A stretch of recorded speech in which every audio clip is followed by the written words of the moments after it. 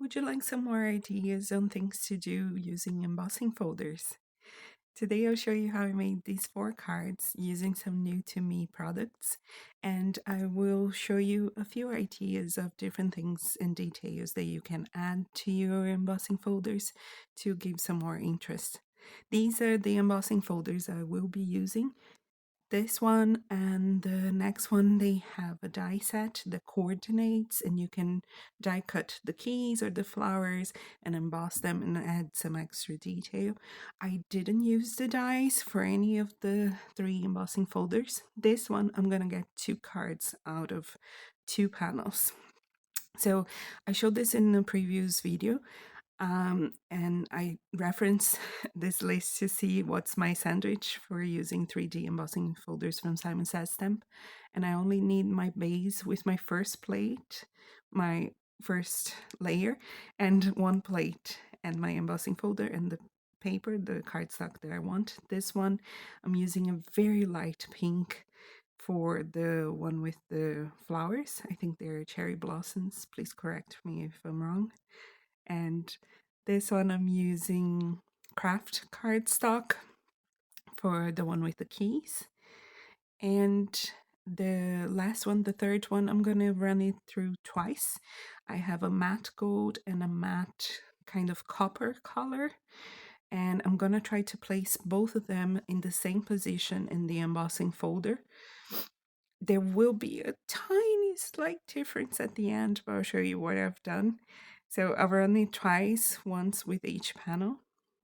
And the copper one, I believe it was either old or it wasn't a very good brand. I have no idea what brand it was. I just had a piece left and I used it.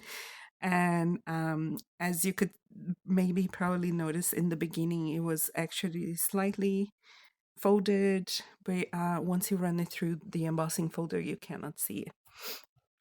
Okay, so here's what I'm going to do with the first one. I'm just going to add a hint of pink to the center of each one of those flowers. And I started with a detail brush, and I started very small. Somehow it grew bigger and bigger as I went on. This is how it ended up. And I'll be honest with you folks, pink is not my color. I don't know how to use pink on my cards. I am challenging myself constantly, but every time I look at it, I cringe. I don't think there's another word to describe it. The other ones though was okay. So this one I just added some Distress vintage photo. It's the original Distress, and I'm using a flat brush. I believe this one is from Pink and Main, I believe. And it's a flat, very wide brush. I am just not pressing it very hard, trying to add the ink only to the embossed pattern. And I'll come in later and add some more detail to it. But to me, it looks just stunning. Just like that, you could stop here and it would be perfect. I do have these watercolors. They are from Finetec. I'm adding a tiny bit of water to the kind of more saturated gold one. To me, it has a tiny hint of copper. You know, it's very, very warm shade of gold.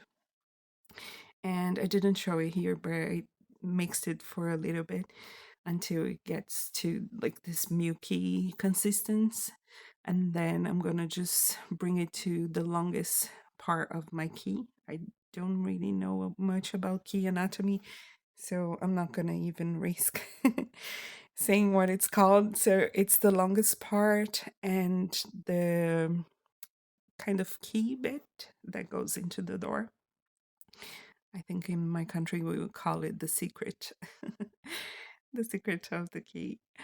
And then I'm gonna do the same thing to the white section of my watercolors, and I'm gonna use just a detail point. You can use an empty pen, as I've used in many of my cards, and each one of those petals has 3 dots, so I'm adding 3 dots with that white on top of each one of my flowers. I don't know if you can really see it on screen, but I'll show you the detail at the end, and I'll do that to all of them. So this one was the one that took me the longest because there are so many flowers, but I really like the way it looks at the end.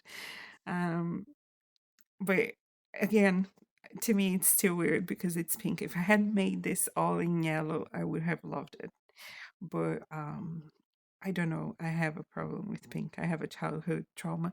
One of these days, I might tell you. Pink is just not my thing.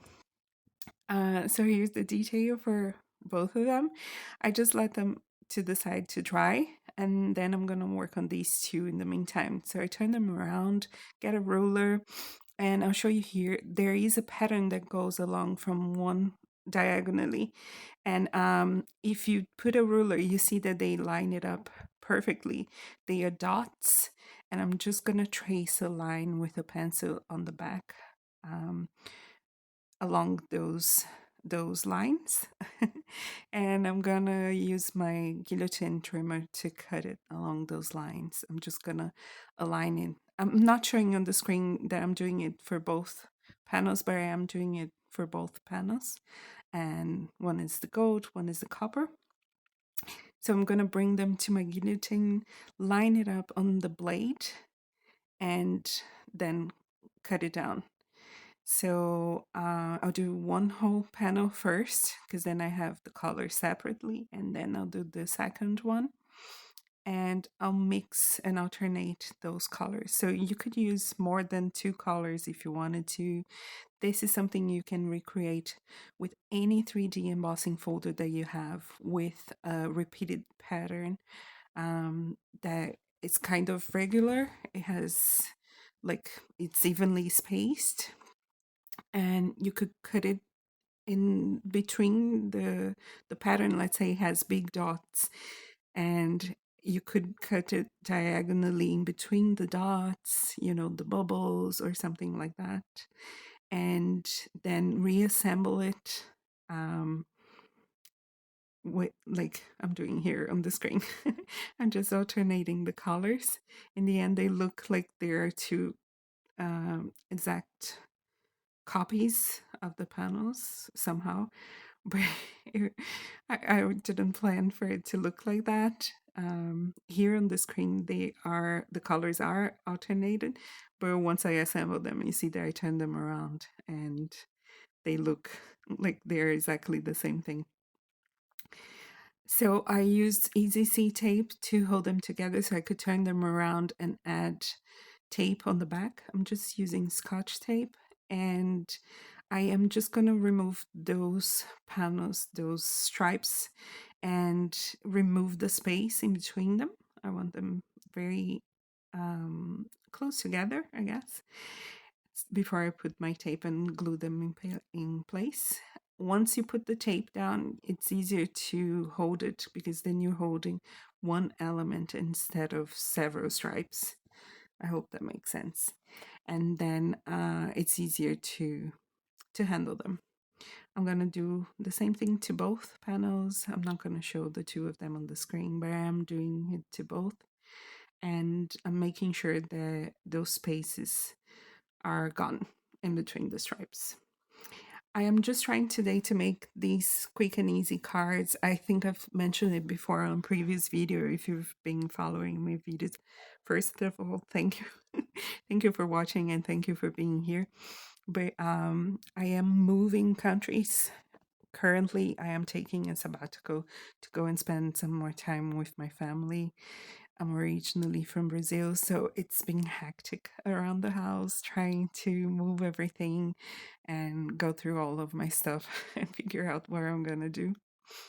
Oh, just a quick comment. So, the Easy C tape lifted some of my metallic cardstock, and I am just using the vintage photo that was still left on my brush to cover up the whites. I can't tell, maybe you can, but I really can't tell the difference. Just in case you run through the same problem, you can fix it the same way. And here, those stripes didn't line perfectly. They didn't match perfectly. Some of them were slightly shorter or longer than the others, and I am just trimming the difference, making them one straight line. And then there's going to be a difference between them and the card base. I am going to mark it with a pencil and then trim it down until it's the right size. So you can just eyeball it if it's easier for you. You can also just eyeball and not trace the lines on the original panels that I use, the gold and copper one. If you feel comfortable, you could use scissors instead of the guillotine trimmer. I just feel more confident this way. It's just more comfortable for me. And as I was saying, I am trying to pack up my stuff and get ready to move. So I can't really plan my videos like I would like right now. But once I arrive in Brazil, I might share a few pictures, maybe some short videos with you of where I live, if you would like to see that. And hopefully, I'll be able to plan my videos in a more organized fashion. Okay, so here I'm just going to glue down those panels, those 3D embossed panels, to my card base. If you plan it ahead, I think this one and the one with the keys, you could just make it like emboss the front of your card base instead of a separate panel and use that instead.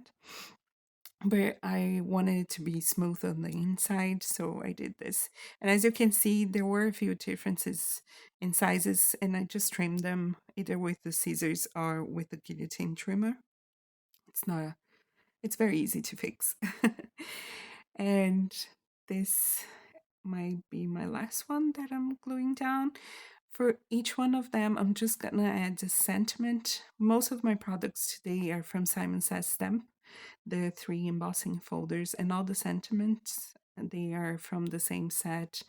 I had foiled them a while ago and I just had them in my spare box, and I'm just adding them to the front. I am actually adding nothing else to these cards. I really think the those embossed backgrounds are the show, the main thing of the card for me.